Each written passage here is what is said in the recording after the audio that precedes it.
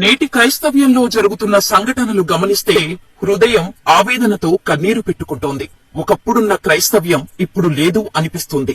అప్పుడు ఉన్న క్రైస్తవ్యంతో పోలిస్తే నేటి క్రైస్తవ్యం అసలు క్రైస్తవ్యమే కాదనిపిస్తుంది. యేసుక్రీస్తు చెప్పిన బోధలు, చేసిన పరిచర్య, అపోస్తలులు అనుసరించిన పద్ధతులు, వారు వేసిన పునాది, దాన్ని అనుసరించిన తర్వాతి కాలపు అపోస్తలుల క్రైస్తవ్యం, పరిచర్య పద్ధతులు నేటి పరిచర్యతో అస్సలు పొంతనే లేకుండా ఇప్పుడు క్రైస్తవ్యం అస్తవ్యస్తంగా ఉంది. ముఖ్యంగా సంఘ పెద్దలు, దైవజనులు పూర్తిగా వాక్యానికి భిన్నంగా నడుచుకుంటున్నారు.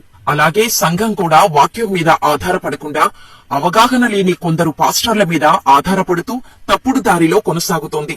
ఇప్పుడున్న క్రైస్తవ్యంలో దేవుని మీద నమ్మకం, భక్తి, ప్రేమను కోల్పోతున్నారు.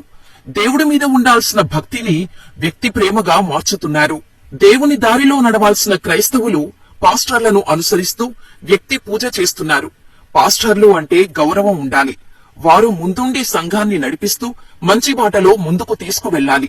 కానీ ఇప్పుడు ఎంతమంది పాస్టర్లు అలా ఉన్నారు?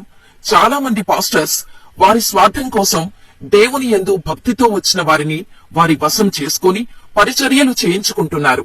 అంతేనా, దేవుడి పేరు చెప్పి భయపెడుతున్నారు. నా మాట దేవుడి మాట ఒకటే, నా పలుకు దేవుడి పలుకు అంటూ కొందరు పాస్టర్లు చెప్పుకోవటం, భక్తి మైకల్లో ఉన్న వారిని వారి వలలో వేసుకొని తప్పుడు దారిలో నడిపిస్తున్నారు. ఇలా ఎందరో పాస్టర్స్ సమాజంలో దేవుని నామానికి అవమానం కలిగేలా వ్యవహరిస్తున్నారు. ఇలాంటి పాస్టర్లు ఇప్పుడు క్రైస్తవ్యంలో పుట్టగొడుగుల్లా పుట్టుకొచ్చారు. వారికి సంఘము గురించి కానీ వాక్యము గురించి కానీ సరైన అవగాహన ఉండదు. అంతేనా, చాలా మందికి వాక్యం గురించి కనీస అర్థాలు కూడా తెలియదు. ఇలా చెప్పడం సిగ్గుచేటు, కానీ ఉన్నది ఉన్నట్టు మాట్లాడుకోవాలి. క్రైస్తవ్యం మీద, దేవుడి వాక్యం మీద, క్రైస్తవుల మీద ఇప్పుడు దాడులు జరుగుతున్నాయంటే దానికి కారణం కొందరు పాస్టర్లే ఇందుకు కారణం. మనం ఉన్నది ఇండియా. ఈ దేశం అనేక మతాలకు, ఆచారాలకు నిలయం అయినప్పటికీ అందరూ కలిసిమెలిసి ఒకటిగా జీవిస్తాం. కానీ కొందరు పాస్టర్లు చర్చుల్లో ఇతర దేవుళ్ల గురించి తప్పుగా బోధనలు చేస్తూ వారి సంఘానికి వచ్చిన వారికి మతద్వేషం నూరిపోస్తున్నారు. దీనివల్ల మతద్వేషం పెరగటమే కాదు, మతం పేరుతో అల్లర్లు, దాడులు జరుగుతున్నాయి. ఈ అల్లర్ల గురించి మీకు అర్థమయ్యేలా చెప్పాలంటే పాస్టర్ పగడాల ప్రవీణ్ కుమార్ మరణమే మనకు పెద్ద ఉదాహరణ. ప్రవీణ్ పగడాల యాక్సిడెంట్ కారణంగా చనిపోయారని పోలీసులు చెబుతున్నా కొందరు పాస్టర్లు మాత్రం ప్రవీణ్ పగడాలది హత్య అంటూ, ఆ హత్య వెనుక హిందూ మతానికి సంబంధించిన ప్రముఖులు ఉన్నారంటూ మీడియా ముందుకు వచ్చి అనుమానాలు తెలియచేశారు. వారిని గౌరవిస్తూ పోలీసులు ఏపీ గవర్నమెంట్ ప్రవీణ్ కేసును చాలా పర్సనల్ గా తీసుకుని విచారణ చేపట్టారు. హైదరాబాద్ నుంచి రాజమండ్రి వరకు సుమారు 200 సీసీ కెమెరాల నుంచి సేకరించిన 13 గంటల ఫుటేజీని పోలీసులు పరిశీలించి ప్రవీణ్ పగడాలది హత్య కాదు, యాక్సిడెంట్ అని చెప్పారు. అంతేనా, ప్రవీణ్ పగడాల యాక్సిడెంట్ కు కారణం డ్రంక్ అండ్ డ్రైవ్ అని దానికి సంబంధించిన వీడియోలను రిలీజ్ చేశారు.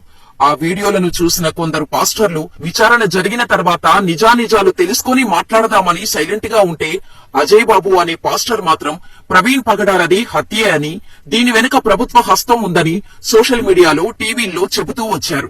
అప్పటికే ఆ కేసు ఎక్కడ మత ఘర్షణలకు దారితీస్తుందో అనే భయంతో చాలా జాగ్రత్తగా విచారిస్తూ పోలీసులు వారి పనిలో వారుంటే, అజయ్ బాబు మాత్రం మతద్వేషాన్ని రెచ్చగొట్టే విధంగా మీడియా ముందుకు వచ్చి మాట్లాడుతూ ప్రవీణ్ పగడాల ఇష్యూని తన స్వార్థం కోసం, మత ప్రచారం కోసం వాడుకునే విధంగా ఉన్నాయనే ఆరోపణలతో హైదరాబాద్ లోని తుకారం గేట్, ఉప్పల్, తూర్పుగోదావరి జిల్లా రాజానగరం పోలీస్ స్టేషన్లలో ఆయనపై కేసులు నమోదయ్యాయి.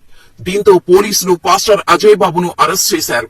అప్పటికే పోలీసులు ప్రవీణ్ పగడాల కేసు విషయంలో చాలా జాగ్రత్తగా ఉంటూ ఎటువంటి వివాదాలు జరగకుండా న్యాయ విచారణ చేస్తుంటే పాస్టర్ అజయ్ బాబు మాత్రం రెచ్చిపోయాడు.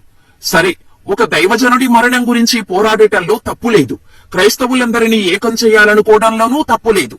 కాకపోతే ప్రవీణ్ మరణంతో డబ్బులు అడగటం బాలేదు. ఆయనకి జ్ఞాపకార్థం చేస్తున్నాం, మీరు సపోర్ట్ చేయండి అనడం, మా ఆరోగ్య అవసరాల కోసం డబ్బులు వేయమనడం ఎంతవరకు సబబు? అంతేకాదు, తాజాగా అజయ్ బాబు అరెస్ట్ అయ్యాడనే వార్త అందరికీ తెలిసిందే కదా. బాధాకరమే అయినా బయటకు రావాలని కోరుకుందాం. కాకపోతే ఇక్కడ అజయ్ బాబు అరెస్ట్ అయ్యాడని ఆయన్ని బెయిల్ మీద బయటకు తీసుకురావాలంటే మీ సాయం కావాలి, డబ్బులు వేయండి అనడం ఎంతవరకు కరెక్ట్? అజయ్ బాబు బయటకు రావడానికి ప్రేయర్ చేయండి అనాల్సింది పోయి డబ్బివ్వండి. ప్రతి విషయాన్ని డబ్బుతోనే ముడిపెట్టడం సొంత ప్రయోజనం కాదా? అజయ్ బాబే నేను కోట్లకు అధిపతిని అని చెప్పుకున్న ఆయన బెయిల్ కోసం డబ్బులు అడగడం ఏంటి? ఇక్కడ పాస్టర్ అజయ్ బాబు మాత్రమే కాదు, అటువంటి పాస్టర్లు ఇంకా ఎంతో మంది ఉన్నారు. వీరందరికీ నేనొక్కటే చెప్పాలి అనుకుంటున్నాను. క్రైస్తవ్యం అనేది చాలా గొప్పది. దాన్ని స్వార్థ ప్రయోజనాల కోసం ఎవరు ఆయుధంగా చేసుకోకండి. మతం అంటే మనిషిని వెలుగు వైపు నడిపించాలి, కానీ వినాశనం వైపు కాదు. ప్రభువు మనందరి పాపాల నిమిత్తం తన ఆఖరి బొట్టు వరకు రక్తాన్ని కార్చి తన ప్రాణాన్ని అర్పించాడు. కానీ ప్రస్తుతం చాలా మంది పాస్టర్లు పేద ప్రజల సొమ్మును కానుకలు దశమ భాగాలుగా దేవుడికి చెల్లించాలని వారు నొక్కేస్తూ, దశమ భాగాలు ఇవ్వని కుటుంబం నాశనం అవుతుందని, దేవుడు వారిపై కోపంతో శపిస్తాడని భయభ్రాంతులకు గురి చేస్తున్నారు. ఆశీర్వాదాలు వస్తాయని కళ్ళబొల్లి పిట్టకథలు అల్లటం, లక్షిస్తే 2 లక్షలు వస్తాయని, స్వస్థతలు జరుగుతాయని ప్రార్థించిన నూనె, కర్చీఫులు, ఇలా అనేక రకమైన వస్తువులతో వ్యాపారాలు చేస్తూ లక్షల్లో కోట్లల్లో ఆర్జిస్తూ కానుకలు సేకరిస్తున్నారు కొందరు పాస్టర్లు. ఇంతకంటే దౌర్భాగ్యం ఏమిటంటే చాలా మంది పాస్టర్లు లక్షలతో కోట్లతో కట్టిన తమ చర్చిలను పుణ్యక్షేత్రాలుగా మారుస్తున్నారు. ఫలానా చర్చికి వెళ్తే పుణ్యం వస్తుందని, ఫలానా ప్రదేశంలోని చర్చికి వెళ్తే పుణ్యం వస్తుందని కళ్ళబొల్లి కట్టుకథలు చెబుతూ ప్రజలను తప్పుదారి పట్టిస్తున్నారు. హిందూ మతంలో ఉన్న ఆచారాలను క్రైస్తవానికి ముడిపెట్టి క్రైస్తవాన్ని హిందూ మతంగా చేస్తున్నారు. గత 2-3 దశాబ్దాల నుండి స్వస్థతల పేరిట క్రైస్తవ సంఘాలను మోసం చేయడానికి పాస్టర్లు పాల్పడుతున్నారు. స్వస్థతల పేరిట కూడికలు, కూటములను జరిపిస్తున్నారు. నిజానికి మొదటిగా ప్రతి మనిషికి కావాల్సింది మారు మనస్సు, పాప క్షమాపణ. మానవాళి కొరకు ప్రభువు తన స్వరక్తమిచ్చి మరణించి తిరిగి లేచాడని, ఆయన మరలా రాబోచున్నాడని అందరికీ, అనగా ప్రతి ప్రాంత, భాష, జాతి, కుల, తెగల మొదలగు వారందరికీ తెలియచేయాలి. వాక్యాన్ని అర్థమయ్యే రీతిలో బోధించాలి. పాప క్షమాపణ, మారు మనస్సు లేకుండా కేవలం స్వస్థత జరిగిన అది మనిషిని పరలోకానికి తీసుకొని పోలేదు. వాక్యం, స్వస్థత గురించి సరైన అవగాహన లేకుండా పాస్టర్లు సంఘాన్ని పాడు చేస్తున్నారు. అలాగే తమ స్వార్థపూర్వకమైన ధనాస, పేరు ప్రఖ్యాతల కోసం సంఘాన్ని పూర్తిగా తప్పుదారిలో నడిపిస్తున్నారు. కింద పడిపోవటం, పిచ్చి పిచ్చి గంతులు వేయటం, దొర్లడం వంటి వెకిలి చేష్టలు చేయిస్తున్నారు. పరిశుద్ధాత్మ అభిషేకం పేరుతో నీళ్లు చల్లటం, గాల్లో ఊదడాల వంటివి చేయిస్తూ ప్రభువు నామానికి అవమానాన్ని కూడగడుతున్నారు. ప్రార్థించిన నూనె డబ్బాలు, ముఖాన్ని తుడుచుకునే కర్చీఫ్స్, పుస్తకాలలో పరిశుద్ధాత్మ అభిషేకం ఉందని మరీ దిగజారిపోయి స్వస్థత పేరిట వ్యాపారాలు చేస్తూ మోసాలకు పూనుకుంటున్నారు. కాబట్టి సంఘాన్ని చెడగొట్టే ఇలాంటి వారిని దేవుడు సమర్థిస్తాడా? సమర్థించడు కదా. అందుకే క్రైస్తవ సోదరులారా, నేను చెబుతుంది ఒకటే, మీరు ఫేక్ పాస్టర్ల చెర నుంచి బయటపడండి. పాస్టర్ల మీద అభిమానం, ప్రేమను చూపించకుండా గౌరవాన్ని ప్రదర్శించండి. పాస్టర్లు దైవ సేవకులు, ప్రజలను, క్రైస్తవ సంఘాన్ని సరైన మార్గంలో ఉంచేవారు.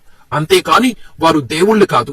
మీరు పూజించిన, ప్రార్థించిన దేవుని పట్ల, ఆయన వాక్యం పట్ల నమ్మకంతో ఆసక్తి కలిగి ప్రార్థించండి. అంతేకాని పాస్టర్లపై ప్రేమను చూపించకండి. వారిని దైవ సేవకులుగా మాత్రమే చూడండి. గుడ్డిగా నమ్మి కొందరు పాస్టర్లు చెప్పిన మాటలు నమ్మి ముందుకు వెళితే దేవునిపై నమ్మకం, భక్తిని కోల్పోతారు. ఓ నా క్రైస్తవ సోదరులారా, మీ అందరికీ నేను చెప్పాలనుకుంది ఒకటే.